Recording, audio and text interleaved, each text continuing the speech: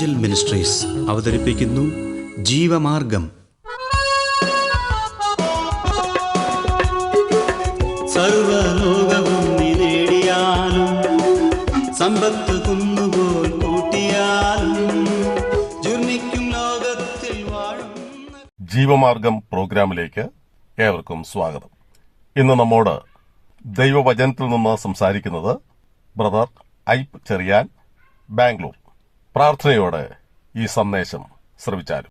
അപ്പോസ്തല പ്രവൃത്തികൾ 11-ാം അധ്യായമാണ് നമ്മൾ ചിന്തിച്ചുകൊണ്ടിരിക്കുന്നത്. 11-ാം അധ്യായത്തിന്റെ 24 മുതലുള്ള വാക്യങ്ങൾ ഞാൻ വായിക്കുന്നു. അപ്പോസ്തല പ്രവൃത്തി 11:24 മുതൽ. അവൻ നല്ല മനുഷ്യനും പരിശുദ്ധാത്മാവിനാലും വിശ്വാസത്താലും നിറഞ്ഞവനുമായിരുന്നു. വളരെ പുരുഷന്മാരും കർത്താവിനോട് ചേർന്നു. അവൻ ശൗലിനെ തിരവാൻ തർസോസിലേക്ക് പോയി അവനെ കണ്ടെത്തിയാറെ അന്ത്യോക്യയിലേക്ക് കൂട്ടിക്കൊണ്ടുവന്നു. അവർ ഒരു സംവത്സരം മുഴുവനും സഭായോഗങ്ങളിൽ കൂടുകയും ബഹുജനത്തെ ഉപദേശിക്കുകയും ചെയ്തു. ആദ്യം അന്ത്യോക്യയിൽ വെച്ച് ശിഷ്യന്മാർക്ക് ക്രിസ്ത്യാനികളെന്ന് പേരുണ്ടായി. ആ കാലത്ത് യെരുശലേമിൽ നിന്ന് പ്രവാചകന്മാർ അന്ത്യോക്യയിലേക്ക് വന്നു. അവരിൽ അഗബാസ് എന്നു പേരുള്ള ഒരുവൻ എഴുന്നേറ്റ് ലോകത്തിലൊക്കെയും മഹാക്ഷാമം ഉണ്ടാകുമെന്ന് ആത്മാവിനാൽ പ്രവചിച്ചു. അത് ക്ലൗദ്യോസിന്റെ കാലത്ത് സംഭവിച്ചു. അപ്പോൾ യഹൂദയിൽ പാർക്കുന്ന സഹോദരന്മാരുടെ ഉദവിക്കായി ശിഷ്യന്മാരിൽ ഓരോരുത്തരും പ്രാപ്തി പോലെ കൊടുത്തയപ്പാൻ നിശ്ചയിച്ചു. അവർ അത് നടത്തി ബർന്നബാസിന്റെയും ശൗലിന്റെയും കയ്യിൽ മൂപ്പന്മാർക്ക് കൊടുത്തയച്ചു. അപ്പോസ്തല പ്രവൃത്തികളുടെ പുസ്തകത്തിൽ സഭ ആരംഭിക്കുന്നത് പറഞ്ഞിരിക്കുന്നു. ക്രിസ്തു സഭയുടെ ആരംഭം യെരുശലേമിലാണ്. എന്നാൽ ക്രമേണ ആ സഭ ലോകം മുഴുവൻ പടരുന്നതായി കാണാം. ആദ്യത്തെ സഭ യെരുശലേമിലായിരുന്നെങ്കിൽ പിന്നീട് യെരുശലേം സഭയുടെ പ്രാധാന്യം കുറഞ്ഞു വരികയും അന്ത്യോക്യ സഭയ്ക്ക് പ്രാധാന്യം കൂടി വരികയും ചെയ്തു. അന്ത്യോക്യ സഭയാണ് പിന്നീട് മിഷണറിമാരായി ആളുകളെ പല സ്ഥലങ്ങളിലേക്കും അയച്ചത്. അന്ത്യോക്യയിലാണ് ആദ്യമായി ജാതികൾ കൂട്ടമായി വിശ്വാസത്തിലേക്ക് വന്നത്. ഇത് എങ്ങനെയാണ്, എന്തുകൊണ്ടാണ് എന്നറിയാൻ വേണ്ടി യെരുശലേമിൽ നിന്നും അപ്പോസ്തലന്മാർ ബർന്നബാസിനെ അന്ത്യോക്യയിലേക്ക് അയച്ചു.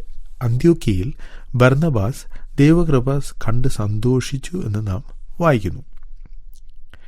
എന്നാൽ ആ സഭയിൽ വചനം പഠിപ്പിക്കേണ്ട ആവശ്യമുണ്ട് എന്ന് ബർന്നബാസിന് മനസ്സിലായി. ജാതികളായവരെ വചനം പഠിപ്പിക്കുവാനുള്ള ദൈവകൃപ അല്ലെങ്കിൽ കൃപാവരമുള്ള ആളുകൾ വളരെ കുറവാണ്. അപ്പോഴാണ് ബർന്നബാസിന് ശൗലിന്റെ കാര്യം ഓർമ്മ വന്നത്. തർസോസുകാരനായ ശൗലിനെ കൂട്ടിക്കൊണ്ടുവരുവാൻ ബർന്നബാസ് തർസോസിലേക്ക് പോയി അവനെ കൂട്ടിക്കൊണ്ട് അന്ത്യോക്യയിലേക്ക് വന്നു. ബർന്നബാസ് നേരത്തെ ദൈവവചനം വിശ്വസിച്ച് ക്രിസ്തുവിന്റെ ശിഷ്യനായവനാണെങ്കിലും ബർന്നബാസിന് പൗലോസിനുള്ള ദൈവകൃപ അല്ലെങ്കിൽ കൃപാവരങ്ങൾ ഇല്ലായിരുന്നു. കൃപാവരങ്ങളെക്കുറിച്ച് പറയുമ്പോൾ നാം ഓർത്തിരിക്കേണ്ട ചില സത്യങ്ങളുണ്ട്. എല്ലാ കൃപാവരങ്ങളും എല്ലാവർക്കുമില്ല. ഒരു കൃപാവരവും എല്ലാവർക്കുമില്ല. ഒരു കൃപാവരവുമില്ലാത്ത ഒരു വിശ്വാസിയുമില്ല. എല്ലാ കൃപാവരങ്ങളും എല്ലാവർക്കും വേണ്ടിയാണ്. എന്ന് വെച്ചാൽ ഈ സഭയിലുള്ള എല്ലാവരുടെ നന്മയ്ക്ക് വേണ്ടിയാണ് ഓരോ കൃപാവരങ്ങളും വിശ്വാസികൾക്ക് നൽകിയിരിക്കുന്നത്. ഇനി ഒരു പ്രത്യേക കൃപാവരം എനിക്കില്ലെങ്കിൽ അതിൻ്റെ പേരിൽ ഞാൻ വിഷമിക്കേണ്ട കാര്യമില്ല. കാരണം സഭയിൽ ആർക്കെങ്കിലും ആ കൃപാവരം ഉണ്ടെങ്കിൽ അത് പൊതുപ്രയോജനത്തിനു വേണ്ടി ഉപയോഗിക്കാമല്ലോ. എനിക്ക് ആ വരം കിട്ടിയേ തീരൂ എന്ന് വാശി പിടിക്കേണ്ട ആവശ്യം ഇല്ല. അങ്ങനെ മറ്റുള്ളവരുടെ കൃപാവരങ്ങൾ പൊതു നന്മയ്ക്കു വേണ്ടി ഉപയോഗിക്കുമ്പോൾ അത് സഹോദരന്മാർ തമ്മിലുള്ള കൂട്ടായ്മയും സ്നേഹവും വർദ്ധിപ്പിക്കും. ബർന്നബാസ് പൗലോസിനെ അന്ത്യോക്യയിലേക്ക് കൊണ്ടുവന്നതിൻ്റെ കാരണം ഇതാണ്. തനിക്കില്ലാത്ത കൃപാവരം പൗലോസിനുണ്ട് എന്ന് ബർന്നബാസ് മനസ്സിലാക്കി. ഇങ്ങനെ ഒരു കാര്യം ഒരാൾക്ക് മനസ്സിലാകുമ്പോൾ അസൂയയല്ല തോന്നേണ്ടത്, മറിച്ച് ആ ആളുടെ ദൈവകൃപ അല്ലെങ്കിൽ ദൈവം കൊടുത്ത ആ കൃപാവരം എനിക്കും മറ്റുള്ളവർക്കും വേണ്ടി ഉപയോഗിക്കുവാൻ സാധിക്കുമല്ലോ എന്ന് ഓർത്ത് സന്തോഷിക്കുകയാണ് ചെയ്യേണ്ടത്. അതാണ് ബർന്നബാസ് ചെയ്തത്.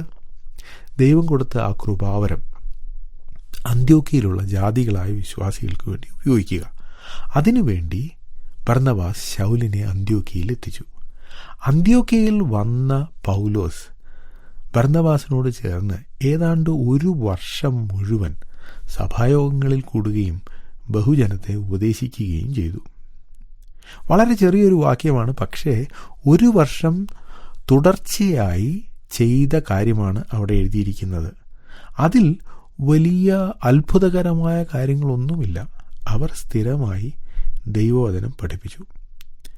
പല ശുശ്രൂഷകളും വലിയ എക്സൈറ്റ്മെൻ്റ് ഒന്നും ഉണ്ടാക്കുന്നതല്ല. സാധാരണ വിശ്വാസികളുടെ ഇടയിൽ ചെയ്യുന്ന ചില ശുശ്രൂഷകളാണ്. അത് 1 ആഴ്ചയോ 2 ആഴ്ചയോ ചെയ്താൽ പോരാ, വർഷങ്ങൾ ചെയ്യേണ്ടി വരും. അത് ചെയ്യുമ്പോൾ പലപ്പോഴും ആ ശുശ്രൂഷ ചെയ്യുന്ന ആൾക്ക് വലിയ പേരോ അധികം രാജ്യങ്ങളിൽ സഞ്ചരിക്കാൻ സാധിച്ചു എന്നോ ഒന്നും വരില്ല. സ്ഥിരം കാണുന്ന വിശ്വാസികളുടെ ഇടയിൽ തൻ്റെ ശുശ്രൂഷ ചെയ്യുക. എന്നാൽ ആ ശുശ്രൂഷയുടെ പ്രതിഫലം, ആ ശുശ്രൂഷ കൊണ്ടുണ്ടായ അനുഗ്രഹം, അതൊക്കെ അനവധിയാണ്. ഇവിടെ പറഞ്ഞിരിക്കുന്ന ഒരു കാര്യം, ഈ 1 വർഷത്തെ ശുശ്രൂഷാ കാലം കൊണ്ട് ഉണ്ടായ ഒരു നേട്ടം. ഇന്നും നമ്മൾ ഉപയോഗിക്കുന്ന ഒരു വാക്കാണ് ക്രിസ്ത്യാനി. ആ പദം അന്ത്യോക്യയിലുള്ള അവിശ്വാസികളായ ആളുകൾ യേശുക്രിസ്തുവിൻ്റെ ശിഷ്യന്മാരെ വിളിച്ചതാണ്. എന്ന് വച്ചാൽ ഇവർ 1 വർഷം ഇവിടെ ദൈവവചനം പ്രസംഗിച്ചതുകൊണ്ട് അന്ത്യോക്യ എന്ന വലിയ പട്ടണത്തിൽ ക്രിസ്ത്യാനികൾക്ക് വലിയ പേരുണ്ടായി. അതുകൊണ്ടാണ് ഈ കൂട്ടർക്ക് അവരൊരു പേരിട്ടത്, ക്രിസ്ത്യാനി. ഇത് മാത്രമല്ല, ഈ അന്ത്യോക്യ സഭയ്ക്ക് വലിയ അനുഗ്രഹങ്ങൾ ഉണ്ടായി എന്ന് അപ്പോസ്തലപ്രവൃത്തി 13-ാം അധ്യായം വരുമ്പോൾ നാം കാണും. അവിടെയുള്ള പ്രഗത്ഭരായ ആത്മീക വരമുള്ള പല ആളുകളെയും നാം കാണുന്നു. അതൊക്കെ ബർന്നബാസിൻ്റെയും പൗലോസിൻ്റെയും 1 വർഷത്തെ ശുശ്രൂഷയുടെ ഫലമാണ്. ഇനി ഇവിടെ ഉണ്ടായ മറ്റൊരു കാര്യം, യഹൂദയിൽ നിന്ന് ചില പ്രവാചകന്മാർ അന്ത്യോക്യയിൽ വന്നു. അവർ എന്നിട്ട് ലോകം മുഴുവൻ ഉണ്ടാകുവാൻ പോകുന്ന ഒരു ക്ഷാമത്തെക്കുറിച്ച് പ്രവചിച്ചു. അത് പ്രവചിച്ചത് അഗബാസ് എന്ന പേരുള്ള ഒരു പ്രവാചകനാണ്. ഇത് ദൈവം അറിയിച്ച വചനമാണ് എന്ന് മനസ്സിലാക്കി അന്ത്യോക്യയിലുള്ള വിശ്വാസികൾ ഓരോരുത്തർക്കും അവരെ കൊണ്ട് പറ്റുന്ന രീതിയിൽ പണം സ്വരൂപിച്ചു. ആ പണം യഹൂദയിലുള്ള വിശ്വാസികൾക്ക് അയച്ചു കൊടുക്കുകയാണ്. ഓർക്കുക, ക്രിസ്തുമാർഗം തുടങ്ങിയ സമയത്ത് യഹൂദയിലുള്ള ആളുകളിൽ നിന്നാണ് ജാതികളായ ആളുകൾ ആത്മീയമായ അനുഗ്രഹം സ്വീകരിച്ചത്. അപ്പോസ്തലന്മാരും സുവിശേഷ സന്ദേശവും യെരുശലേമിൽ നിന്നാണ് അന്ത്യോക്യയിലേക്കും മറ്റ് പട്ടണങ്ങളിലേക്കും എത്തിയത്. ഇപ്പോൾ ഭൗതികമായ നന്മകൾ ജാതികളായ ഈ വിശ്വാസികളുടെ ഇടയിൽ നിന്നും യഹൂദയിലുള്ള വിശ്വാസികളുടെ അടുത്തേക്ക് പോവുകയാണ്. ആത്മീയ അനുഗ്രഹങ്ങൾ യെരുശലേമിൽ നിന്നും ജാതികളിലേക്ക് ഒഴുകി. എന്നാൽ ഇപ്പോൾ ഭൗതികമായ ഒരു ആവശ്യം യഹൂദയിലുള്ള വിശ്വാസികൾക്കുണ്ടായപ്പോൾ ജാതികളായ വിശ്വാസികൾ ആ ആവശ്യം അറിഞ്ഞ് യഹൂദയിലുള്ള വിശ്വാസികളെ സഹായിക്കുകയാണ്. എത്ര ആത്മീകമായ പക്വതയാണ് അന്ത്യോക്യയിലുള്ള വിശ്വാസികൾ കാണിച്ചത് എന്നോർക്കുക. യഹൂദയിലുള്ള വിശ്വാസികൾ ഇവർക്ക് ഒരു സഹായം ചെയ്തിട്ടില്ല. ഒരു സഹായവും ചെയ്യേണ്ട ആവശ്യമില്ല. കാരണം ഇതുവരെ, അല്ലെങ്കിൽ സഭയുടെ തുടക്കം വരെ, ജാതികളെ പുറജാതികളായി വിലയില്ലാത്തവരായി കണ്ടവരാണ് യഹൂദയിലുള്ള ആളുകൾ. എന്നാൽ ഇപ്പോൾ യഹൂദന്മാരും ജാതികളും ക്രിസ്തുവിൽ ഒരു ശരീരമാണ് എന്ന് മനസ്സിലാക്കിയ അന്ത്യോക്യയിലുള്ള വിശ്വാസികൾ, അവർക്ക് എന്തെങ്കിലും ബുദ്ധിമുട്ടുണ്ടായാൽ അത് ഞങ്ങളുടെയും ബുദ്ധിമുട്ടാണ് എന്ന് മനസ്സിലാക്കി. അതിൻ്റെ അർത്ഥം അവർ രണ്ടുപേരും ഒരു ശരീരത്തിൻ്റെ അംശികളാണെന്ന് അവർ വിശ്വസിച്ചു. അതിൻ്റെ അടിസ്ഥാനത്തിൽ യഹൂദയിലുള്ള വിശ്വാസികളെ സഹായിക്കാൻ അന്ത്യോക്യയിലുള്ളവർ തയ്യാറായി. ഇതാണ് ഒരു സഭയിൽ ഉണ്ടാകുന്ന ഐക്യം. സഭയിൽ വരുന്നതിന് മുമ്പ് അവർ വിഭിന്ന ജാതിയിൽപ്പെട്ടവരായിരുന്നു. അവരുടെ പശ്ചാത്തലം വ്യത്യസ്തമായിരുന്നു, അവരുടെ സംസ്കാരങ്ങൾ വ്യത്യസ്തമായിരുന്നു. എന്നാൽ അവർ ഒരു സഭയുടെ അംഗങ്ങളായി കഴിഞ്ഞപ്പോൾ അവർ ഒരു ശരീരത്തിൻ്റെ അവയവങ്ങളായി മാറുന്നു. ഏതെങ്കിലും ഒരു അവയവം വേദനിച്ചാൽ, ദുഃഖിച്ചാൽ, പട്ടിണിയിലായാൽ അത് എല്ലാവരുടെയും ബുദ്ധിമുട്ടാണ് എന്ന് മനസ്സിലാക്കി ആ വേദനയിലിരിക്കുന്ന സഹോദരന്മാരെ സഹായിക്കാൻ മറ്റുള്ളവർ തയ്യാറായി. അതാണ് സഭയുടെ അനുഗ്രഹം. അതാണ് ദൈവം വിഭാവന ചെയ്ത സഹോദരന്മാർ ഒത്തൊരുമിച്ച് വസിക്കുന്ന സഭയുടെ ചിത്രം. ഇനി തുടർന്നുള്ള ഭാഗം നമുക്ക് അടുത്ത ആഴ്ച ചിന്തിക്കാം.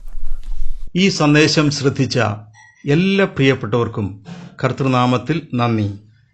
ബൈബിൾ കറസ്പോണ്ടൻസ് കോഴ്സിൽ ചേർന്ന് പഠിക്കുവാൻ ആഗ്രഹിക്കുന്നവർ മേൽവിലാസം അയച്ചു തന്നാലും പ്രാർത്ഥനാ വിഷയങ്ങളും അറിയിക്കുമല്ലോ.